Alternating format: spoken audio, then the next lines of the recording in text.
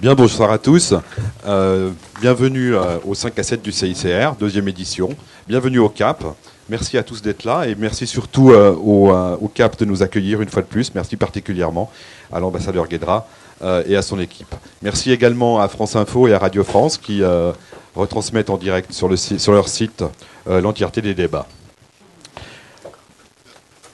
Bernard de la Villardière, qui devait animer ce débat, malheureusement a dû partir sur Kaboul, mais il a eu la gentillesse de nous présenter Madame Roselyne Febvre, qui a eu la gentillesse d'accepter, au pied levé, de le remplacer pour animer ce débat. Et je lui laisserai le soin ensuite de présenter nos divers invités de ce soir. Le thème de ce soir, donc vous le connaissez tous, groupes armés, compagnies privées de sécurité, ont-ils tous les droits ? Alors nous sommes évidemment tout à fait conscients du fait que un titre pareil ne peut tendre à amalgamer des groupes ou des institutions qui n'ont pas à être amalgamées. C'est tout à fait clair dans notre tête. Nous sommes certains que les divers participants de notre panel ce soir en parleront. Nous sommes de même convaincus qu'il y a toute une palette d'activités comprises sous le terme compagnie privée de sécurité qui ne vont peut-être pas toutes être analysées ce soir, mais là aussi, je pense que nos interlocuteurs auront tout le loisir de nous expliquer les différentes vues qu'ils ont à ce propos. Il est clair, en ce qui nous concerne, que des compagnies privées de sécurité type gardiennage des Galeries Lafayette ce soir et des compagnies militaires de sécurité, ou compagnies militaires, privées, impliquées dans des conflits aujourd'hui, notamment en Irak, ne sont pas exactement les mêmes entités juridiques et autres. Et là-dessus, je pense que le débat peut être intéressant. Nous savons bien également que les intérêts des uns et des autres divergent, qu'ils ont des objectifs, des buts, des statuts juridiques complètement différents. Pour autant, il nous a semblé intéressant à un moment donné de nous poser une question qui au moins les rapproche tous, à savoir, le droit international humanitaire est-il opposable ou pas à l'un ou l'autre de ces acteurs? Et puis là-dessus, je pense qu'on peut se poser une série de questions suivantes qui feront l'essentiel de notre débat, à savoir, y a-t-il de nouvelles pratiques à inventer? Y a-t-il des carences juridiques à combler? Enfin, tout ça, je pense que ce sont des thèmes qui pourront être évoqués ce soir. Voilà, je vous souhaite tous un excellent débat. Je vous rappelle que vous êtes tous conviés après, vers 19h, à un verre de l'amitié à côté. Et puis, je vous suggère à tous également d'éteindre vos portables pour la durée de ce colloque. Merci beaucoup. Bonjour, et donc merci d'être là. Et donc avant de commencer ce débat, je vais vous présenter les personnalités qui sont autour de cette table. Donc à ma gauche, Gérard Chalian est l'un des plus éminents spécialistes des conflits armés et des relations internationales et stratégiques. Elisabeth Decrès-Warner, politicienne et avocate du droit humanitaire et des droits de l'homme.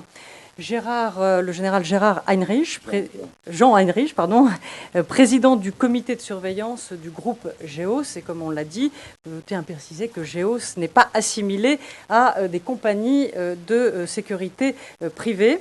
Et puis Sylvain Vité, conseiller juridique au CICR depuis 2007. Alors donc je vais donner la parole donc à chacun d'entre vous pour quelques minutes pour bien comprendre bien sûr tous les aspects, tous les points de vue et bien sûr nous passerons au débat. Donc je vous demande à chacun d'être relativement court et puis nous donnerons la parole à la salle et je vous demande aussi de vous lever et de vous présenter. Donc Laurent Corbas, comme l'a expliqué, il faut bien clarifier le débat entre le statut, le rôle, les objectifs des uns et des autres. Donc nous allons définir exactement de quoi nous parlons. C'est pour ça que je me tourne vers Sylvain Vité, donc conseiller juridique au CICR. Donc quid de la différence entre groupes armés d'opposition et compagnies de sécurité privées? Donnez-nous donc la définition des uns et des autres pour que ce soit bien clair. Merci. Je vais donner des définitions dans les grandes lignes. Je pense qu'on aura l'occasion de nuancer au cours de nos débats ces différentes notions. Ne serait-ce qu'aussi parce qu'en droit international, ce qui est mon approche, les définitions sur ces questions-là ne sont pas encore peut-être suffisamment clair, donc l'apport d'experts de la pratique sera intéressant. Simplement rappeler que il s'agit de deux entités différentes, donc les groupes armés d'un côté, les compagnies militaires de sécurité.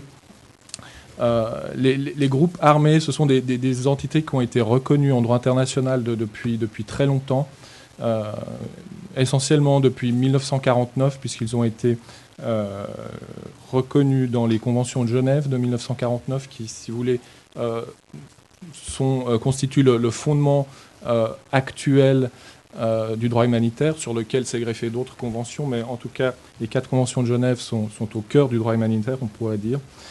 Et donc, ces groupes armés, ce sont on pourrait dire des armées indépendantes qui se constituent sur le territoire d'un État. Je dis indépendantes parce qu'elles ne se rattachent pas aux forces armées étatiques, ce qui est vraiment leur nature. Et dans ce cadre-là, elles participent à ce que l'on appelle un conflit armé non international, c'est-à-dire qu'elles entrent en confrontation soit avec les forces armées du gouvernement, soit on peut avoir la situation où différents groupes armés non gouvernementaux sont en lutte. Pour être un groupe armé, cela suppose qu'une certaine organisation, certaines structures de commandement soient atteintes, ce qui veut dire qu'on ne peut pas considérer que n'importe quel groupuscule sur un territoire qui commence à s'agiter et à protester contre le gouvernement est un groupe armé au sens du droit humanitaire. Donc, il faut une certaine structure et aussi une certaine intensité dans les combats. Donc une manifestation de rue n'atteint évidemment pas le niveau requis en droit militaire pour qu'on puisse considérer qu'il y a un groupe armé qui participe à un conflit non international. Ça, c'est les groupes armés. L'autre entité qu'il va falloir peut-être mieux comprendre dans le cadre de ce débat, ce sont les compagnies militaires de sécurité. Là, je dirais que ce sont des organismes privés qui sont appelés à exercer des tâches spécifiques de sécurité ou des tâches militaires. Et on peut dire qu'elles se développent aujourd'hui. Et qui se développent. Alors ça, c'est une chose qu'on peut souligner, c'est-à-dire que c'est un phénomène nouveau, effectivement. Et donc que le droit en tant que tel ne saisit pas directement. Certaines règles s'appliquent, on pourra en parler plus tard, mais il y a un besoin de mieux comprendre qui elles sont et quelle est l'ampleur des règles qui vont s'appliquer à ces entités-là. Voilà en quelques mots, peut-être souligner aussi qu'elles sont dans un rapport contractuel avec en général des États qui utilisent leurs services dans des domaines bien spécifiques. Alors Gérard Chaliand, donc je le disais, vous êtes un très bon connaisseur des conflits armés. On le voit, Sylvain l'a dit, de plus en plus l'émergence de ces sociétés privées de sécurité, notamment on l'a vu en Irak, pour protéger les soldats ou les infrastructures américaines et britanniques. Alors ces CSP, donc c'est un phénomène qui se développe. Elles existent. Alors depuis combien de temps et comment elles sont nées? Alors elles existent depuis moins de 20 ans.